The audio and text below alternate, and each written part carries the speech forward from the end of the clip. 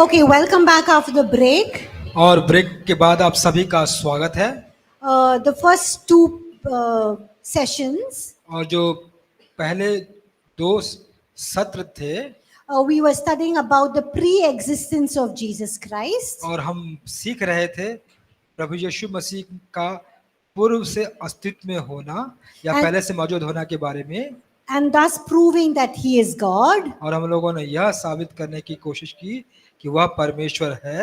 And we looked at various scripture passages. और हम लोगों ने कई वचन के भागों को पढ़ा।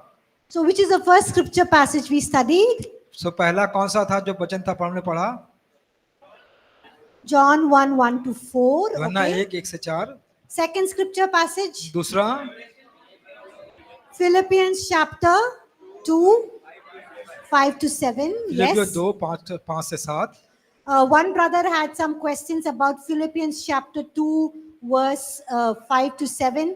I told him that we are going to study Philippians chapter 2, verses 5-7 in great detail because it's a very important passage of scripture that talks about Jesus. और एक भाई ने फिलिपियों के दूसरे अध्याय का 5 से लेकर 7 के बारे में कुछ प्रश्न पूछा था, तो मैंने उनको बताया कि हम उनको और भी विस्तार से दूसरे कक्षा में इसको पढ़ेंगे आने वाले दिनों में, in another chapter. Yes.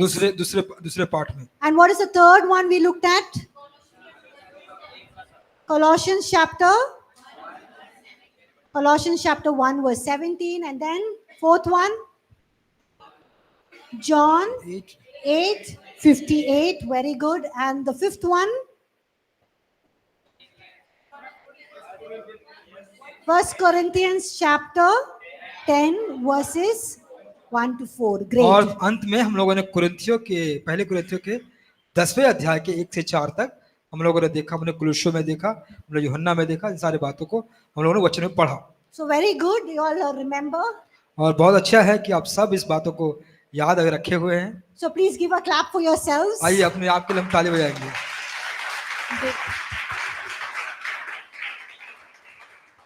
बहुत अच्छे। We look at one more scripture that talks about the pre-existence of Jesus. और अब हम एक और वचन को देखेंगे जो प्रभु यीशु मसीह के पूर्व अस्तित्व के बारे में बताता है। Micah chapter 5 verse 2. मिका का 5वां अध्याय उसका दूसरा वचन। If you don't know where is Micah in the Bible, doesn't matter, you can look in your notes. अगर आप नहीं जानते कि मिका आपके बाइबल में कहाँ पे है तो कोई बात नहीं, आपका जो नोट्स है ना पुराने नियम में है। जी बहुत धन्यवाद जी। तो नोट्स में देखें आप Mika 5:2। Micah, Nahum, Habakkuk, Zephaniah, Zechariah, Haggai, Malachi. So it's one of the last few books of the Old Testament. तो ये कुछ लास्ट किताब में जो पुराने नियम में उसमें है। Please read Micah chapter 5 verse 2, all of you. सब लोग मिलकर मिका का अध्याय 5 उसका दूसरा वचन पढ़िए कृपया।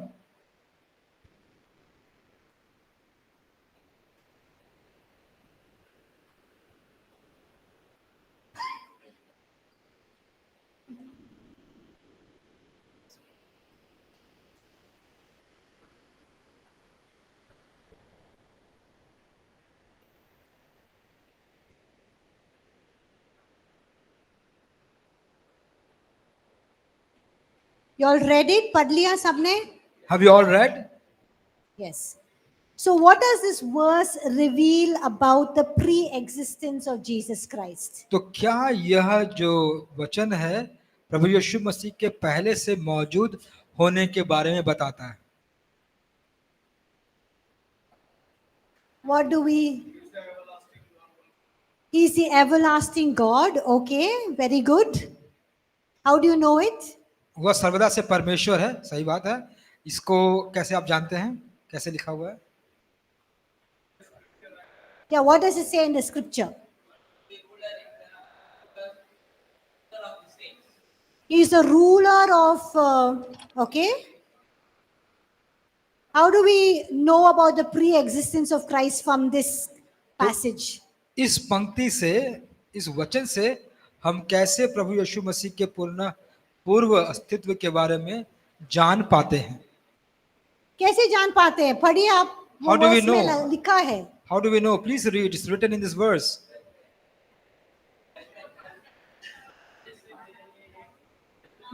Yes, if you look at the last part of this verse, Micah हाँ। chapter 5, verse 2, हाँ, मीका के 5:2 के अंतिम भाग में जब आप जाएंगे तो लिखा है, whose going forth are from of old, from everlasting. और लिखा है कि जिसकी रीति प्राचीन काल से और सर्वदा से चली आ रही है। Which means it's talking that his origins are of old. तो वह कहता है कि उसका जो स्रोत है, उसका जो निकलना है वह प्राचीन काल से। That means his origin, his where he was, he is the his when he existed is from old. तो इसका मतलब होता है कि जहां से वह अस्तित्व में था है, वह प्राचीन काल से है।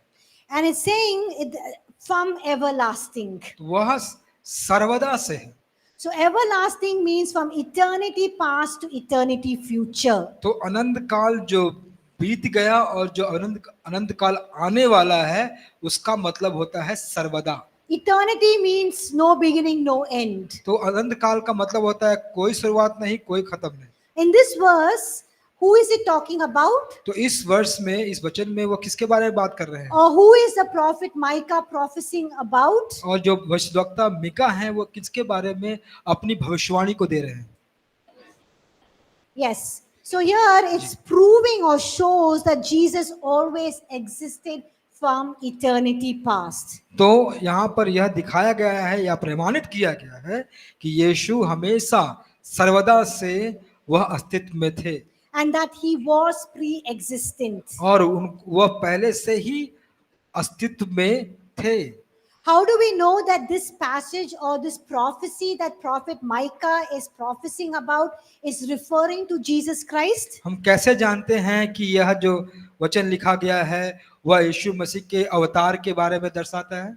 Because we read in Matthew chapter 2 verses 1 to 6. हम जब देखते हैं मत्ती रचित सुसमाचार उसके दूसरे अध्याय के Just 1 से listen 6 वचन carefully. में, कृपया ध्यान से सुनिए, Then you can read the verse. फिर आप इसे पढ़ भी सकते हैं। We see that after Jesus was born in Bethlehem, हम देखते हैं कि यीशु मसीह के जन्म के उपरांत बैतलहम में during the days of Herod, Herod राजा के समय the wise men came to Bethlehem जो जो जो ज्ञानी थे वह बैतलहम में आए and they came to Herod और वह बुद्धिमान लोग हेरोद के पास आए। and they said, "Where is he who was born the king of the Jews?" वह कहते थे कि कहाँ है वो जो राजा है यहूदियों का। And Herod was very confused. और जब हेरोद से सुना तो वह काफी कंफ्यूज हुआ So he calls the chief priests and the scribes और वह सारे फरीसियों को और याजकों को, वहां पर शास्त्रियों को इकट्ठा करता है और वह घबरा गया इस प्रश्न से। and he asked them, "Where is born the king of the Jews?" और वो पूछता है कि जो यहूदियों का राजा है वह कहाँ जन्मा है। So they go and look at all the Old Testament scrolls. और फिर वह सारे जो पुराने नियम की जो पेटियां थी उनको खोलने लगे, उनको देखने लगे। And they bring out what the prophet Micah had prophesied. और फिर उन्होंने जो भी लिखा गया था उनमें से मीका द्वारा लिखा गया जो वचन था उसको निकाला। And so in Matthew chapter 2 verse 6, और मत्ती रचित सुसमाचार के दूसरे अध्याय के 6 वचन में they quote what prophet Micah says in Micah chapter 5 verse 2. और वह उसी बात को फिर से बताते हैं जो जो मीका रचित सुसमाचार उसके 5वें वचन के दूसरे अध्याय के 5वें वचन में लिखा गया है That the king of the Jews will be born in Bethlehem. कि यहूदियों का राजा बैतलहम में जन्म लेगा। And we see that exactly that was where Jesus was born. और फिर हम वही देखते हैं कि कहाँ प्रभु यीशु मसीह का जन्म हुआ। So this prophecy that prophet Micah was talking about was Jesus. तो यह जो भविष्यवाणी मीका भविष्यवक्ता मीका बता रहे थे वह यीशु मसीह के बारे में था। And he says that Jesus will be born वो कहता है कि यीशु मसीह जन्मेंगे in Bethlehem बैतलहम में of Judah, और यहूदा में, but his origins are from old. लेकिन उसका जो स्रोत रहेगा वो प्राचीन काल से रहेगा And he is from everlasting. और वह सर्वदा से रहेगा। even though he is going to be born or become take incarnation, और अगर वो जन्मे भी जाते हैं या अवतार लेते हैं, but his origins are from old and he is from everlasting. लेकिन उनका उसका जो आना है वह प्राचीन काल से है और वह सर्वदा के लिए रहेगा। So we can prove from all of these scripture passages that we looked at और जितने भी वचनों को अभी हम लोगों ने देखा, उन सारे वचनों से हम यह साबित कर सकते हैं कि in John chapter 1 verses 1 to 4, Colossians chapter 1 verse 17, Philippians chapter 2 verses 5 to 7, John chapter 8 verses 58, 1 Corinthians, and also in Micah chapter 5 verse 2. You know, all of these passages we can prove that Jesus was pre-existent, which is proving that he is God. और इन सारे वचनों से जो हम लोगों ने सीखा, यूहन्ना रचित सुसमाचार उसका पहला अध्याय 1 से लेकर 4 तक, फिर हम लोगों ने कुलुस्सी में पढ़ा, फिर हम लोगों ने फिलिप्पियों में पढ़ा, फिर हम लोग जो अंत में मीका में पढ़ा, उन सारी बातों को पढ़ के हमें यह निष्कर्ष और यह बात को जान पाते हैं कि प्रभु यीशु मसीह पहले से ही थे और वह ही परमेश्वर है। So you can use all of these scripture passages to prove to people that Jesus is God. और आप सारे इस सब वचनों को आप इस्तेमाल कर सकते हैं इस बात को साबित करने के लिए कि यीशु मसीह ही प्रभु है। So we proved in the first chapter that Jesus was pre-existent. तो पहले अध्याय में हम इस बात को अब हम साबित कर चुके हैं कि प्रभु यीशु मसीह ही परमेश्वर और वो पूर्व से अस्तित्व में है या पहले से ही मौजूद हैं। Another way we can prove that Jesus is God जो और एक तरीका है जिससे हम यह साबित कर सकते हैं कि प्रभु यीशु मसीह परमेश्वर है, we'll prove that he was equal with God the Father and God the Holy Spirit. हम यह भी अभी साबित कर पा रहे हैं कि वह प्रभु पिता और प्रभु पवित्र आत्मा के बराबर थे। So by proving that Jesus is equal with God the Father and God the Holy Spirit, और अब जो इस बात को प्रूव करने के लिए कि प्रभु यीशु मसीह प्रभु पिता और प्रभु पवित्र आत्मा के बराबर थे, we can prove that Jesus is God. तो हम यह साबित कर सकते हैं कि प्रभु यीशु मसीह परमेश्वर है। So we look at various scripture passages again. और हम लोगों ने फिर से दूसरे जो वचन है उसको पढ़ेंगे। We look at some of the passages that we already studied and then we will look at some more new passages. तो जो हम लोगों ने और पहले से पढ़ चुका है उसको भी हम देखेंगे और कुछ नए वचनों को भी हम अभी देखने जा रहे हैं। So we see that in John chapter 1 verses 1 to 3, और यूहन्ना रचित सुसमाचार उसका पहला अध्याय 1 से लेकर 3 तक हम यह देखते हैं, we already read this scripture passage. और इसको हम लोगों ने ऑलरेडी पढ़ चुका है। And in this scripture passage in John chapter 1 verses 1 to 3, यूहन्ना रचित सुसमाचार के 1 से 3 में हम लोगों ने देख लिया, we saw that Jesus who was in the beginning, हम लोगों ने ये देखा कि जो परमेश्वर जो आरंभ में या आदि में था, which means he had a dateless past, और उसको हम लोगों ने देखा कि उसका जो भूतकाल था वो किसी तारीख के बिना था, that he was God, कि वह परमेश्वर थे, but he was with God. कि वो परमेश्वर के साथ थे।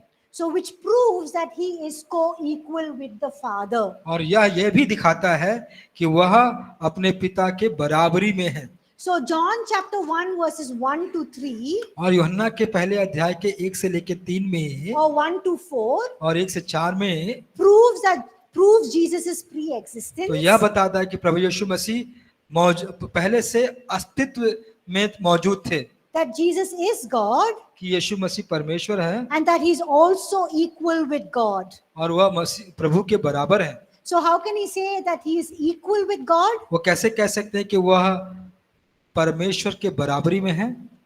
कैसे कह सकते हैं? How do we say this? God, he's equal with God the Father. How can we prove from this verse? तो इस वर्ष से जो हम लोगों ने पढ़ा उसे हम कैसे प्रूव कर सकते हैं कि यीशु मसीह पिता के बराबरी में है?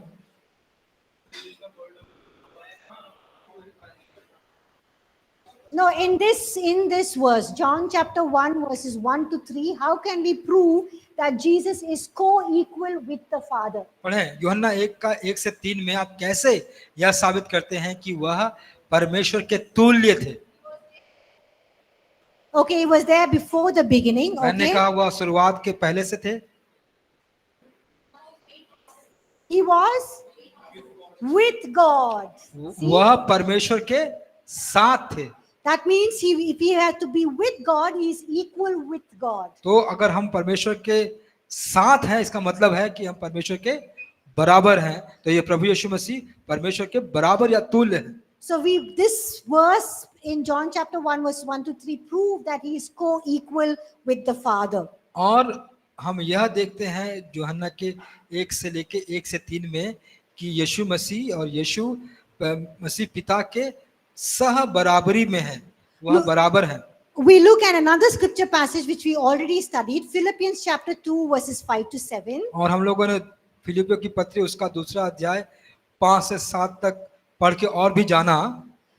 Please look at it and tell me from this scripture passage how can we prove that Jesus is equal with the Father. और इस वचन को पढ़ के आप मुझे बताइए कि आप कहाँ कह सकते हैं कि इसका प्रभु यीशु मसीह का जो अस्तित्व है वो पिता के साथ है, या मसीह का जो अस्तित्व है वह पिता मौजूदा है।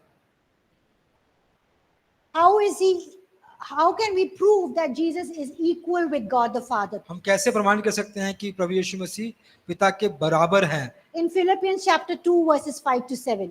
यह फिलिपियों की पत्री 2 के 5 से 7 के में पढ़ने के समय आप कहाँ से प्राप्त कर सकते हो उस बात को? Okay, 6th verse saying being in the form of God. Okay. छठा वचन जो लिखा है कि परमेश्वर का स्वरूप होकर।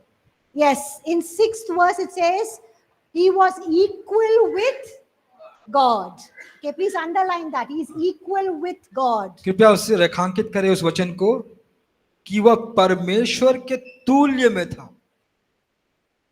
Who was equal with God? Yeshu. Jesus. So Jesus is equal with God. So this is another scripture passage which you can use to prove that Jesus is equal with God the Father. Okay. तो यहाँ इस दूसरा जो Bible का वचन है जहाँ पे आप यह साबित कर सकते हैं कि यीशु पिता के तुल्य थे, जो फिलिपियों के दूसरे अध्याय 5 से लेकर 7 के में लिखा गया है। John chapter 8 verse 58. We already studied this. Can you tell me how can we prove from John chapter 8 verse 58 that Jesus is equal with God the Father? और हम कैसे कह सकते हैं यूहन्ना के 8वें अध्याय के 58 वचन में कि यीशु मसीह पिता के बराबरी में थे? Yes, good. Jesus uses the title I am, which is used by God the Father. He uses it for himself, thus proving that he is equal with God the Father. ठीक कहा आपने। अच्छा है कि यहाँ पर यीशु मसीह अपने आप को मैं हूँ करके संबोधित करता है, जो शीर्षक है पिता ने भी अपने आप को कहा मैं जो हूँ सो हूँ। So by using the title I am, which God used to refer to himself to Moses in the Old Testament, तो उस शीर्षक का इस्तेमाल करके जहाँ पे यीशु मसीह ने परमेश्वर ने अपने को आपको कहा कि मैं हूँ, उसको ही प्रभु यीशु मसीह ने इस्तेमाल किया और व्यवहार किया और कहा मैं जो हूँ सो हूँ। Jesus was making himself co-equal with God of the Israelites. और यीशु मसीह अपने आप को इजराइलियों के परमेश्वर के बराबर कर रहे थे। That means he was saying he's equal with God the Father. तो वह कह रहे थे कि वह पिता जो प्रभु है उसके परमेश्वर है, पिता जो परमेश्वर है उसके बराबर है। So what is the meaning of the word I am? तो जो शब्द I am या मैं हूँ उसका अर्थ क्या है? The name of God, yes. वह But what does it? वह परमेश्वर का नाम है, सही है। But what does it reveal about God? तो यह जो वचन है, यह शब्द है, वो परमेश्वर के बारे में क्या दर्शाता है? Very good. Pre-existent. Okay. पूर्व अस्तित्व। सही कहा आपने। It's basically talking about the nature or characteristic of God. तो यह मूल रूप से परमेश्वर के स्वभाव और उसके चरित्र के बारे में कह रहा है। It's saying that he is self-existent. वह कह रहा है कि वह श्रेष्ठ यानी शाश्वत परमेश्वर है। He is self-sufficient. और वह सब कुछ देने वाला, सब में वह उसमें सब कुछ उपलब्ध है। He is unchangeable. और वह अपरिवर्तित परमेश्वर, and he is eternal. जो कभी नहीं बदलने वाला परमेश्वर है, और वह अनंत कालीन परमेश्वर। So we looked at 3 scripture passages that we already studied that prove that Jesus is equal with God the Father. तो हम लोगों ने देखा 3 वचनों पे जो यह साबित करता है कि प्रभु यीशु मसीह पिता के बराबरी पे है। John chapter 1 verses 1 to 3. यूहन्ना के पहले अध्याय के 1 से लेकर 3 तक। Philippians chapter 2 verses 5 to 7. फिलिपियों की दूसरी अध्याय उसका 5 से लेकर 7 तक। And John chapter 8 verse 58. और यूहन्ना का 8वां अध्याय उसका 58 वचन। Now we look at few more scripture passages. अभी हम और कुछ अन्य वचनों को पढ़ेंगे। Please read Isaiah chapter 9 verse 6. और यशायाह की पुस्तक उसका 9वां अध्याय उसका 6ठा वचन पढ़ें। So सब लोग अपने आप Isaiah 9 verse 6 पढ़े. Please read Isaiah chapter 9 verse 6. यशायाह की पुस्तक उसका 9वां अध्याय उसका 6ठा वचन पुराने नियम में मिलेगा। यशायाह नाम की पुस्तक, यशायाह नबी की किताब, यशायाह की पुस्तक 9वां अध्याय 6ठा वचन।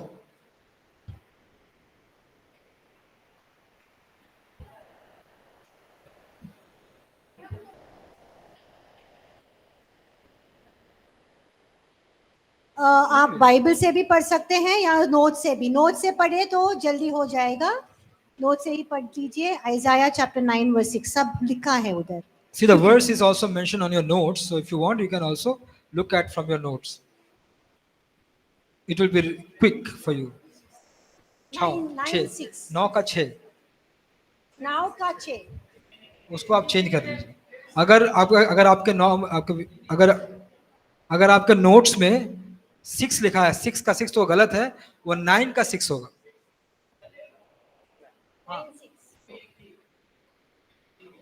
देखिए अगर कुछ करेक्शन है वहां पे, ये आइजाया चैप्टर 9 to 6 होना चाहिए। अगर वो आइजाया चैप्टर 6 to 6 लिखा हुआ है तो वो गलत है, उसको 9 to 6 में चेंज कीजिए। Page number 7, Isaiah 9:6. साया के 9 के 6 में। So when do we read this passage of scripture Isaiah 9:6? तो इस जो वचन का जो भाग है उसको हम कहाँ पढ़ते हैं जरा बताइए। जब पढ़ते हैं, कब पढ़ते हैं साल में? तो किसवें से समय में? Yes. Okay, so in Isaiah chapter 9 verse 6, who is it talking about? तो यशायाह के 9वें अध्याय के 6ठे वचन में क्या लिखा है और किसके बारे में बात किया गया है? Who is this child who is to be born? यह कौन बच्चा है जो जन्म लेने वाला है? Yes, and so Isaiah is prophesying about the child that is to be born. और यहाँ पर यशायाह उस बच्चे के बारे में भविष्यवाणी कर रहा है जो जन्मने लेने वाला है। And what is Isaiah saying? His name will be called? और यशायाह क्या कहता है कि उसका नाम कहलाया जाएगा? Please look at your scripture, the scripture passage, and tell me. और अपने जो स्क्रिप्चर है वचन में लिख के बताएं। पहला वन, वंडरफुल, उसका पहला है अद्भुत, काउंसलर, युक्ति करने वाला, माइटी गॉड, पराक्रमी परमेश्वर, एवरलास्टिंग फादर, अनंत पिता, एंड प्रिंस ऑफ पीस, शांति का राजकुमार। So Isaiah is prophesying and saying that the son who would be born, तो यशायाह यह भविष्यवाणी कर रहे हैं कि जो बेटा जन्मेगा, and if you look at the English Bible, it doesn't use a small s for son, it uses a capital S. और इंग्लिश बाइबल में आप जब देखेंगे तो यहाँ पर जो सन के पहले जो एस है वो बड़े अक्षरों में लिखा गया है। If it's talking about a human son, it will be a small s. अगर यह मानव जैसा एक बेटे के बारे में अगर कहते तो यह छोटा एस लिखा होता, But it's a capital S. तो यह बड़े अक्षरों में एस लिखा गया है। And it's referring to God. और यह प्रभु को दिखाता है, दर्शाता है। And it says that God would be called. और यह कहता है कि वह परमेश्वर जो कहलाया जाएगा, His name will be called Wonderful Counselor. उसका नाम रखा जाएगा अद्भुत युक्ति करने वाला, Mighty God. पराक्रमी परमेश्वर। What is the meaning of mighty God? और पराक्रमी परमेश्वर का मतलब क्या है?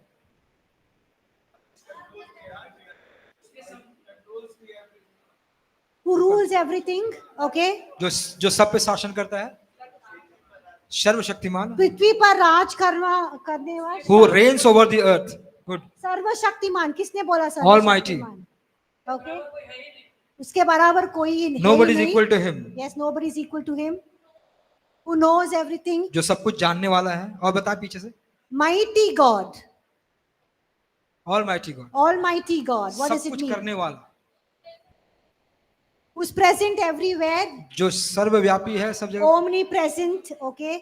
Mighty God might basically reveals the omnipotent one. और जो माइटी या पराक्रमी परमेश्वर है, उसका अर्थ है कि वह ओमनीपोटेंट यानी सर्वव्यापी परमेश्वर है. All powerful God. हर एक शक्तियों का परमेश्वर.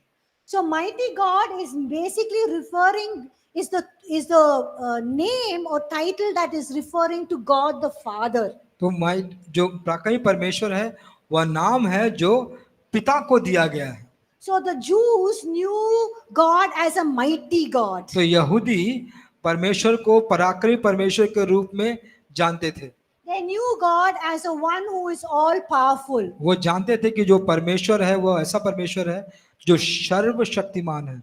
So when the same title for God the Father is, here ascribed to Jesus Christ. और जब यहाँ पे प्रभु यीशु जो पिता यहाँ पे जो यीशु मसीह के बारे में यहाँ पे जो बताया गया है, it's proving that he is equal with God the Father. और यह साबित कर रहा है कि वह पिता के बराबर है. Because the son who is to be born is a mighty God. और जो बेटा जन्म लेने वाला है वह एक पराक्रमी परमेश्वर था. He is like God the Father. वह जो पिता प्रभु है उसके साथ समान है. So this title is proving Jesus' equality with God the Father. और यह शीर्षक है, यह बताता है कि यीशु के साथ जो तुलना है परमेश्वर का वो कैसा है. So the first title we can look at here in the scripture is mighty God. और हम जो पहला शीर्षक देखते हैं वह है पराक्रमी परमेश्वर. What is the other title that we can prove from this passage or this verse that Jesus is equal with God the Father? और दूसरा नाम क्या दिया गया है? Everlasting Father. Very good. अनंत का पिता. So Jesus is referred to as what? As everlasting Father, or his name will be also called as everlasting Father. तो उसका जो उपाधि यीशु मसीह को दिया गया वह है अनंतकालीन पिता, अनंत का पिता, ऐसी उपाधि उसे दी गई. So who else was referred to as the everlasting Father? और कौन इसके अलावा बताया गया था कि वह अनंत काल का पिता है? और कौन है? कौन है everlasting Father? God the Father, जो right? प्रभु पिता है. Okay, God the Father is referred to as the everlasting Father. जो प्रभु परमेश्वर है उसको अनंत काल का पिता करके बुलाया गया. So when the same title that is given to God the Father is also given to Jesus और Christ. तो जो उपाधि प्रभु पिता को दिया गया है वही उपाधि प्रभु यीशु मसीह को भी दिया गया है. It proves that Jesus is equal with God the Father. तो यह साबित करती है कि यीशु मसीह पिता के बराबर है.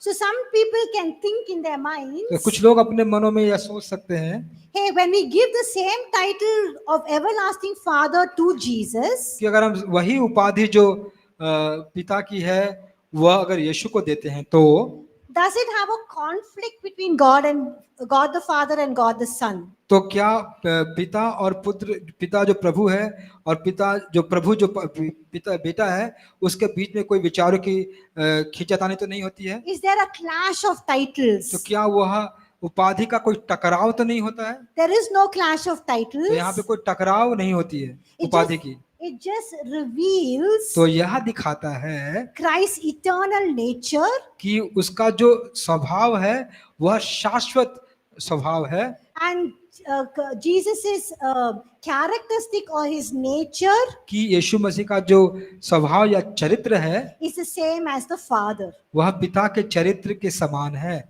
So another scripture passage you can prove दूसरा is Isaiah chapter 9 verse 6. और दूसरा जो वचन का भाग जो आप जिसको लेकर आप यह साबित कर सकते हैं वह है इसाया के 9 के 6 वचन में. And you can use these titles, Mighty God and Everlasting Father, to prove that Jesus is equal with God the Father. तो इस उपाधि को लेकर आप इस्तेमाल कर सकते हैं कि जो अद्भुत परमेश्वर है, जो पराक्रमी परमेश्वर है, वह सारे नाम यीशु मसीह को दिए गए। Now I want you to read 3 scripture passages by yourself. मैं चाहती हूँ कि आप 3 बाइबल के अंश आप अपने से पढ़ें। Revelation chapter 21 verses 6 and 7. प्रकाशित वाक्य उसका 21वां अध्याय 6 से लेके 7वां वचन, Isaiah 44 verse 6. और यशाया 44 का 6, Isaiah chapter 48 verse 12. फिर यशाया उसका 48 का 12, And also Revelation 1:8 प्रकाशित वाक्य 1 का 8, and Revelation chapter 22 verse 13. प्रकाशित वाक्य 22 का 13। So please read all of these scripture passages quickly in your notes. Is there? Can read it.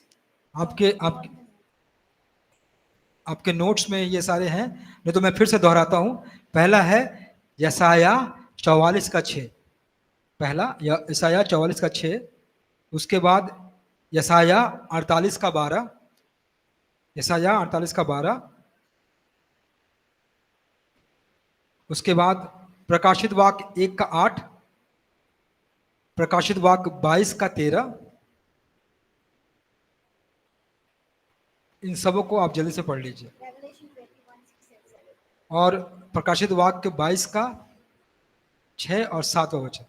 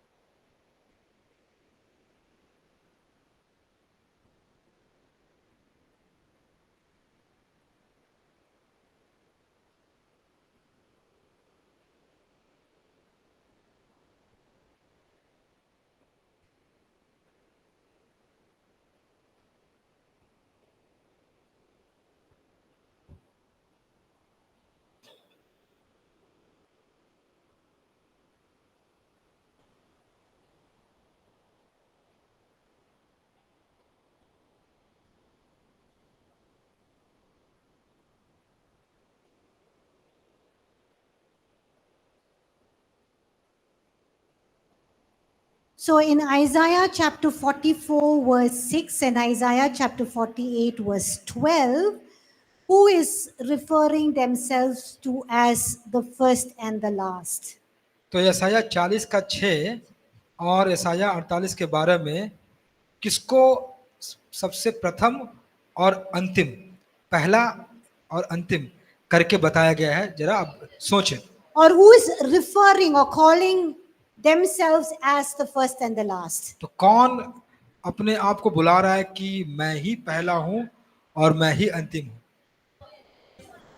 मैं ही प्रथम हूं, मैं ही अंतिम हूं। Isaiah में किसने? इसाया में Yes. In Isaiah who? Yehovah or Jehovah, that is God, right? So God is referring himself to with the titles or the name as I am the first and the last. तो यहोवा या यहोवा, तो परमेश्वर यहोवा अपने आप को यह कह के बता रहा है कि मैं ही प्रथम और मैं ही अंतिम हूं। In Revelation chapter 1 verse 8, in Revelation chapter 22 verse 13, and Revelation chapter 21 verse 6 and 7, who is calling themselves or referring themselves with this title as Alpha and Omega or first and last?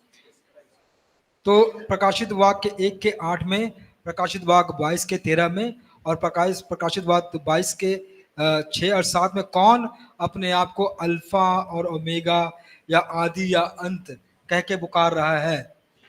Jesus, Yeshu. yes. धन्यवाद। Very good. So Jesus is using the title of Alpha and Omega, of first and last, तो यीशु मसीह इस उपाधि का इस्तेमाल कर रहे हैं, alpha और ओमेगा, आदि और अंत का, which God Himself uses as a title for Himself in the Old Testament. जो प्रभु यीशु मसीह अपने आप के लिए पुराने नियम में उस उपाधि का इस्तेमाल कर रहे हैं, Which God the Father in the Old Testament used those titles. जो पिता जो परमेश्वर है पुराने नियम में उस उपाधियों का इस्तेमाल किया, And Jesus is using those same titles for Himself. और यीशु मसीह उस समान उपाधियों का इस्तेमाल कर रहे हैं अपने लिए नए नियम में। So Jesus is trying to prove that He is equal with God the Father. तो यीशु मसीह यह प्रयास कर रहे हैं साबित करने के लिए कि वह पिता के तुल्य हैं या पिता के बराबर हैं, Or it's proving that Jesus is equal with God the Father. और वह यह प्रयास कर रहे हैं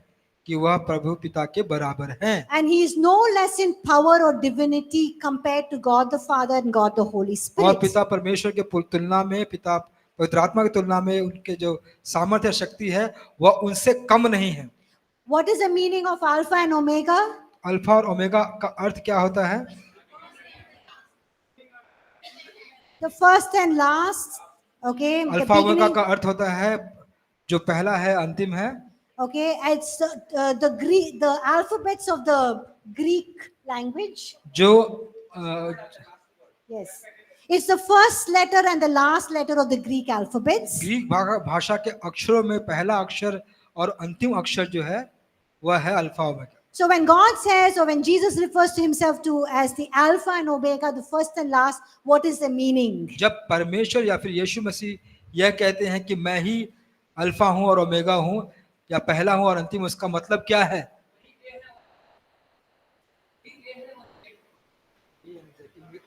Yeah, what is English? He is A and Z. Okay, what is the meaning of it? इसका अर्थ क्या है? He is everlasting. Yes. इसका मतलब वो सदैव का है, सदा का है। He is the beginning and He is the end. वह प्रथम है, वह अंतिम है, वह शुरुआत है और खत्म है। Very good. He is everything that is from the beginning to the end. वह सारी चीज है जो शुरुआत से अंत तक है। All of time originates or starts from Him. और जो समय है वह इससे ही शुरू होता है और इसमें ही खत्म होती है। All of history starts and ends in Him. और हर एक इतिहास इनमें शुरू होता है और इसमें ही खत्म होती है। He is the origin and He is the destination. और वह शुरुआत भी है और मंजिल भी है। So we see that by taking this title or referring to this title as Alpha and Omega, Jesus is proving, or it's proving to us that Jesus is equal with God the Father. तो इन सारी उपाधियों को लेकर, इन सारी बातों को लेकर यीशु मसीह हमें यह साबित कर रहे हैं कि वह पिता परमेश्वर के बराबर है। We look at few more scripture passages. और कुछ वचनों को हम पढ़ेंगे। Look at Romans chapter 9 verses 4 and 5. Romeo की पत्री उसका 9वां अध्याय 4 और 5। रोमियो की पत्री। So please read Romans 9, 4 and 5, please. Ji, Romeo की पत्री 9वां अध्याय 4 और 5 वचन कृपया पढ़ेंगे उसे।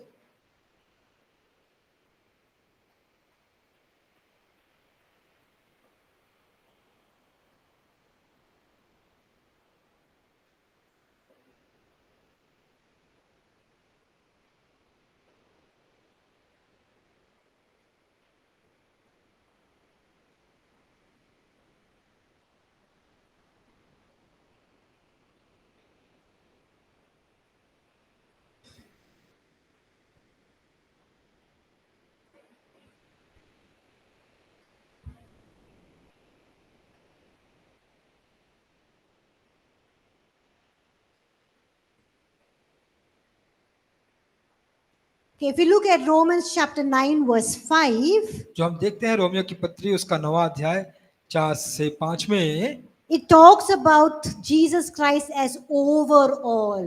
तो वह यहाँ पर यीशु मसीह के बारे में सर्वोपरि करके क्या, सबसे ऊपर which means he's supreme, sovereign, and Lord.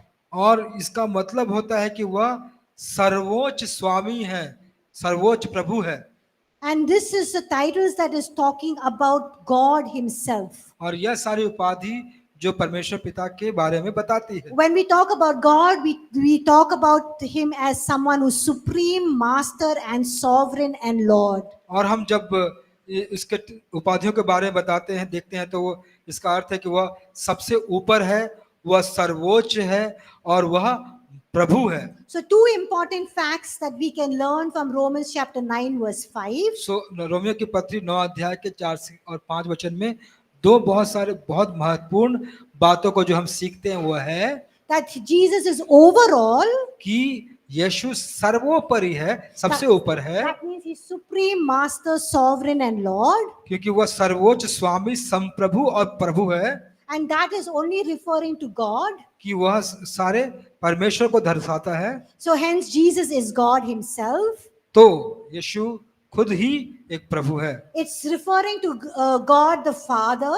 वह अपने आप को जो पिता प्रभु है। And so it proves that he is equal with God the Father. तो यह प्रमाणित होती है कि वह अपने पिता के बराबर है। And the second thing that we can learn from, important thing that we can learn from Romans chapter 9 verse 5. और दूसरी जो महत्वपूर्ण बात रोमियो के 9 से 5 वचन में सीखते हैं That Christ is not only overall but he is also eternally blessed. और इसका मतलब यह नहीं है कि प्रभु यीशु मसीह सबके ऊपर है, इसका मतलब यह भी है कि मसीह अनंत काल से आशीषित है। He is the eternally blessed God. वह एक शाश्वत धन्य परमेश्वर है। He is the one who is from eternity to eternity. और वह एक व्यक्ति है जो अनंत से अनंत तक है। And because he is eternally blessed God, क्योंकि जब वह शाश्वत धन्य परमेश्वर है, he is worthy to receive all of our honor, तो वह योग्य है हमारे सारे सम्मान को लेने का, blessing and glory, और हमारे आशीर्वाद, हमारी महिमा को प्राप्त करने का। and all the glory, honor and blessing we ascribe it only to God. और सारी महिमा और सारा सम्मान, सारा आशीर्वाद हम सब परमेश्वर को देते हैं। And so Jesus is the eternally blessed God. कि यीशु ही वह अनंत काल से एक आशीषित परमेश्वर है। And by saying that he is the eternally blessed God, और जब हम कहते हैं कि वह अनंत काल से आशीषित परमेश्वर है, who is worthy to receive all of our glory, honor, praise, worship, blessing and glory, और वह जो हमारी स्तुति, प्रशंसा, हमारे सम्मान, हमारे महिमा के एकमात्र योग्य परमेश्वर है, thus we are saying that he is God. तो हम कहते हैं कि वह परमेश्वर है। And he is co-equal with God the Father and God the Holy Spirit. और वह पिता आत्मा और वह पिता प्रभु के साथ सह समान, एक जैसा है। We look at another scripture passage, the और हम last one in this chapter. और अंतिम में, इस चैप्टर के अंत में जो वचन है उसको हम देखेंगे, Where we prove that Jesus is co-equal with God the Father and God the Holy Spirit. और हम यहाँ पर प्रमाणित करेंगे कि जो यीशु है वह पिता के समान है और पिता प्रभु के समान है और पिता पुत्र पवित्र आत्मा के समान है। Look at John chapter 14 verse 7. आइए देखते हैं यूहन्ना रचित सुसमाचार उसका 14 अध्याय 7वां वचन। Can you read that please? क्या पढ़ सकते हैं?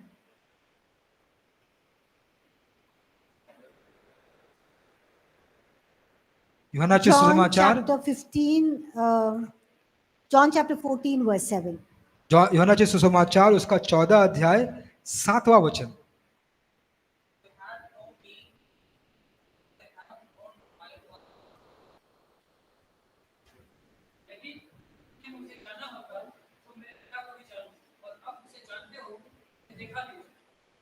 Yes. धन्यवाद। So here it's saying, if you had known me, you would have known my Father. But from now on, you know the Father because you have seen me. तो यहाँ पे कहता है कि यदि तुम मुझे जानते तो मेरे पिता को भी जानते, और अब से तुम मुझे जानते हो और मुझे देख चुके हो। So it's Jesus is telling the crowd तो वह बड़ी भीड़ को यीशु यह कह रहे हैं, or Jesus is telling the Jews, तो यीशु यहूदियों को यह कह रहे हैं, that if you see me, it's like seeing the Father. अगर तुमने मुझे देख लिया तो इसका मतलब तुमने पिता को देख लिया. Because he's saying that the Father and me are same. We are Oh. so co-equal. There is no difference between तो us. तो ये कह रहे हैं कि पिता और मैं एक समान हूँ और मैं पिता के सह समान हूँ, उसके जैसा हूँ. How many of you can say, hey, if you look at me, I'm same like my father or mother? कितने लोग कह सकते हैं कि अगर मुझे आपने देखा तो आपको ऐसा लगेगा कि मैं अपने पिता और माँ के जैसा दिखता हूँ. कोई नहीं कह सकता, because we are all different, right? You're very different from your father or your mother. तो आप लोग में से कई कह सकते हैं कि ऐसा है, लेकिन आप अपने माता पिता से अलग हैं. You might have some of the natures, the traits you might have, कुछ स्वभाव आपके मिलजुल सकते हैं, but you're not exactly like your father, you're not exactly like your mother. तो आप अपने पिता के जैसे सह समान नहीं है, अपनी माता के सह समान नहीं है. So you can't say, if you look at me, it's like looking at my father or mother. तो ऐसा आप नहीं कह सकते कि अगर आप मुझे देख लिए तो आपने मेरे पिता को देख लिया, ऐसा आप नहीं कह सकते. But when Jesus is saying that, he's saying basically, hey, Father and me are the same. We are equal, co-equal. So if you see me, it's like seeing the Father. तो यीशु मसीह कह रहे हैं कि मैं और पिता एक जैसे हैं, तो अगर आपने मुझे देख लिया तो आपने मुझे पिता को देख लिया और हम दोनों सह समान हैं, एक जैसे हैं. Okay, thank you for, bearing with me today's class. तो आज मेरे साथ क्लास में बने रहने के लिए आपका धन्यवाद. Thank you for your patience. आपके धीरज का धन्यवाद. We'll study one more good scripture passage tomorrow to look at that Jesus is co-equal with God the Father. और हम कल एक और वचन पढ़ेंगे जो कहता है कि यीशु पिता के सह समान है. Anyone has any questions? Yes. किसी के पास कोई प्रश्न है? माइक दीजिएगा.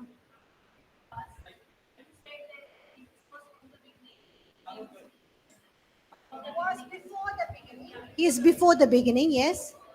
And now, in the verse it is said that in the verse it is said that the god of this world has blinded the minds of the people. Okay, and in Hosea also it is said that my people are destroyed for the lack of knowledge. So the Hindus, they don't know the reality. When we read the Bible, we come to know the reality. So how do we convince them that Jesus is the real God and Jesus is from the beginning? Because they think, because as in the scripture it is written that devil has blinded the minds of the people. So how do we convince them? Devil has blinded the minds of people. Devil was there. Yes, in the beginning he was there, but he is not. He's a created being. He's a created angel. He's created like the other angels. But God is not a created being. He's from everlasting to everlasting. Satan is not from everlasting to everlasting. There was a beginning, just like you and I have a beginning. Yes, Satan has blinded the eyes of people from the knowledge of the truth. But what Jesus has done on the cross and what the word of God is, the truth sets you free. Yes. The truth, when people read, the truth, when you share with them, the truth will set them free. And on the cross, Jesus has not only died for our sins, but on the cross, Jesus has disarmed every principality and power. That means he has nullified all the powers of Satan. So Satan has no more power. Satan is paralyzed. All his powers are nullified. He is no more powerful. But only we in our minds think, hey, शैतान बहुत ताकतवर है, but उसका कोई ताकत नहीं है, क्योंकि क्रूस पे जब यीशु मसीह ने हमारे लिए मारा, तो he has disarmed every principality and power, and so Satan is basically paralyzed. He has no power. All his powers are nullified. It says he's stripped off every power. That means every power that was on Satan has been removed from him and he is powerless. Sorry. Thank you. Okay, thank you. Enjoy your lunch and I'll see you tomorrow. Thank you. Have a good afternoon.